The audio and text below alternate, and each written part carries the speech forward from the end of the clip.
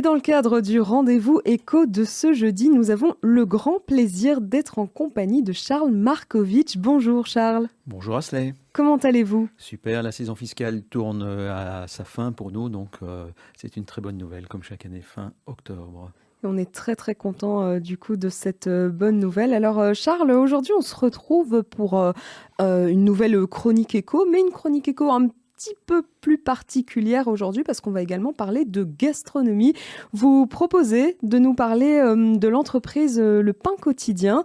Alors je vais être direct, hein. Le pain quotidien c'est quoi? Alors effectivement, je voulais vous parler gastronomie. L'an dernier, on avait déjà parlé des chocolats Meurice qui revenaient sur le marché. Et ces temps-ci, on parle un peu dans la presse du pain quotidien. Donc je me suis dit que ça serait une bonne idée que d'attirer l'attention de nos auditeurs sur quelques-unes de leurs caractéristiques. Et pour moi, il y a 4 éléments. Le premier élément, c'est la personnalité d'Alain Coumont. Il est un peu comme le concept du pain quotidien dans l'imaginaire collectif des Belges depuis 1990 lorsqu'il a créé cette entreprise. Depuis, il a connu des hauts et des bas. Et pour nous, le pain quotidien, pardon, c'est les grands pains bio qu'on trouve dans les magasins, c'est la table d'hôte. Ça, c'est le premier concept.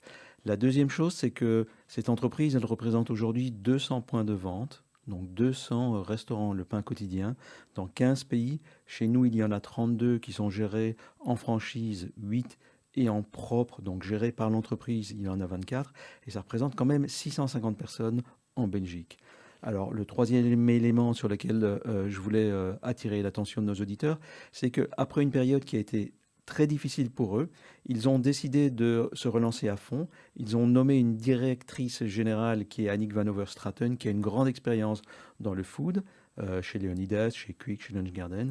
Et le quatrième élément pour caractériser l'entreprise, qui est assez récent, c'est l'arrivée de M80, qui est un fonds d'investissement. Donc ce sont des entreprises qui investissent de l'argent dans d'autres entreprises en espérant faire une plus-value après quelques années. Alors Charles Markovitch, on ne peut pas s'empêcher de se la poser cette question, hein. Voilà, on a tous souffert de près ou de loin de la crise sanitaire. Il y a peu de temps, toutes les restrictions liées à l'Horeca ont été levées. Est-ce que le pain quotidien a particulièrement souffert de la crise sanitaire et des confinements? Oui, Yasley, le pain quotidien a particulièrement souffert et particulièrement comme toutes les entreprises de l'Horeca. Alors, dans leurs magasins, dans leurs restaurants, il y en a certains qui ont plus souffert que d'autres et ils font la distinction, par exemple, entre des points de vente proches de la Grand Place. Il n'y a plus de touristes, donc il n'y a plus de clients. D'autres points de vente, par exemple à Tour et Taxi, qui sont principalement fréquentés par des employés de bureau avec le télétravail, ce point de vente a beaucoup de problèmes. Par contre, là où les gens font du télétravail, eh bien, les pains quotidiens fonctionnent nettement mieux. Ça, c'est en Belgique. Ce sont les magasins. Il faut aussi penser aux collaborateurs, aux travailleurs de l'Horeca, qui pendant toute une longue période n'ont touché que 70% de leur salaire, ou lorsque c'était fermé, ils n'avaient plus de boulot. Donc ces gens, mais ça n'est pas qu'en Belgique, c'est aussi en France et dans les autres pays limitrophes, ces employés de l'Horeca sont allés chercher des jobs ailleurs. Donc maintenant, les entreprises de l'Horeca n'ont plus de personnel et pourtant les clients reviennent.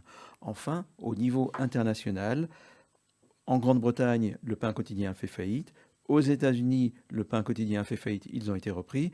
En France, ils se concentrent sur Paris. Aux Pays-Bas, la Belgique a repris l'exploitation des deux franchisés. Donc oui, l'entreprise Le Pain Quotidien a souffert en Belgique, à l'étranger, et aussi ses collaborateurs. Est-ce qu'il y a des solutions, des nouveautés, des changements qui ont été mis en place justement pour pallier aux problèmes de la crise sanitaire que la crise sanitaire a engendré?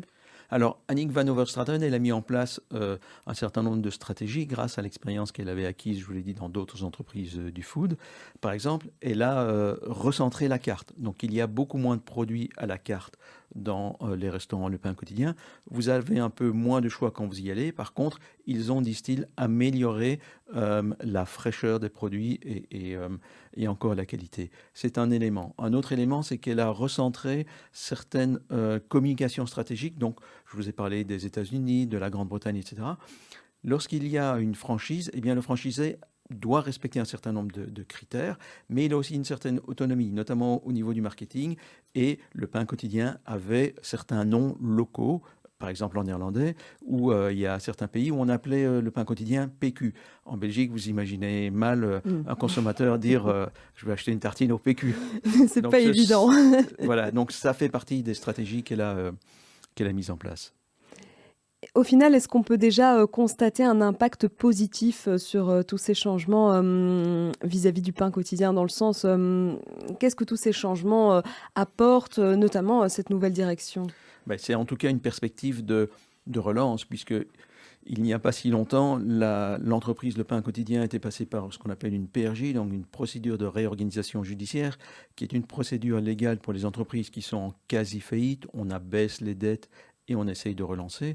Donc, couper ses dettes, se recentrer sur ses métiers, apporter de l'argent frais, ça permet d'avoir un espoir pour l'avenir et pour les 200 magasins qu'il gère. Donc, les perspectives semblent être favorables. C'est en tout cas le dialogue et le message que l'entreprise tente de faire passer. Alors Charles, vous l'avez dit précédemment, le pain quotidien, il y en a un peu partout dans le monde. Ça fait donc partie, en fait, finalement, de ces chaînes. Quelles sont les différences entre la chaîne du pain quotidien et les autres chaînes de restauration du même type? Asley, je vais vous répondre, mais effectivement, ils ont de grands projets de développement en Amérique latine, notamment au Brésil, au Mexique, où ils estiment qu'ils ont beaucoup de potentiel. Alors, quelles sont les différences entre le pain quotidien, Exquis, Foodmaker, Quick, etc. En fait, chacun va vous dire qu'il est le meilleur, qu'il a les produits les plus bio, qu'il pense le plus à l'environnement, qu'il a une politique salariale qui est la plus performante, la plus agréable, le meilleur environnement de travail. Je pense qu'au final, on va d'une part où le goût va nous mener, va nous guider, et d'autre part où la pub va nous conduire. Par rapport à l'entrepreneuriat en tant que tel, est-ce que selon vous, on peut s'inspirer du mode de management finalement du pain quotidien lorsqu'on est entrepreneur? Certainement, et c'est aussi une des raisons pour lesquelles j'ai été attiré par la communication et par ce qu'on dit de l'entreprise Le Pain Quotidien, par rapport à ce que nous, au cabinet, nos clients peuvent avoir comme expérience et ce dont ils peuvent bénéficier. Parce que je pense que dans tous ces messages, il y a des questions de stratégie, de marketing, de finance, de réorganisation, dont une petite entreprise de 1, 2, 5 ou 10 personnes peut parfaitement s'inspirer et qu'elle peut mettre en pratique pour se redresser ou pour progresser. En bref, et pardonnez-moi la question, est-ce que le pain quotidien à l'heure actuelle, c'est un succès? Une success story? En tout cas, la communication d'Alain Coumont est une success story. Lui-même est une success story. L'entreprise est passée par des moments difficiles, mais elle se redresse, elle progresse et en tout cas, c'est leur objectif. Un dernier mot peut-être pour conclure? Que pourrais-je dire d'autre que bon appétit? Merci beaucoup Charles Markovitch. Bon appétit à vous. Bonne journée à tous. Également, on était ravis de vous avoir avec nous en studio. On vous souhaite une excellente journée et on vous dit évidemment à très bientôt. À bientôt.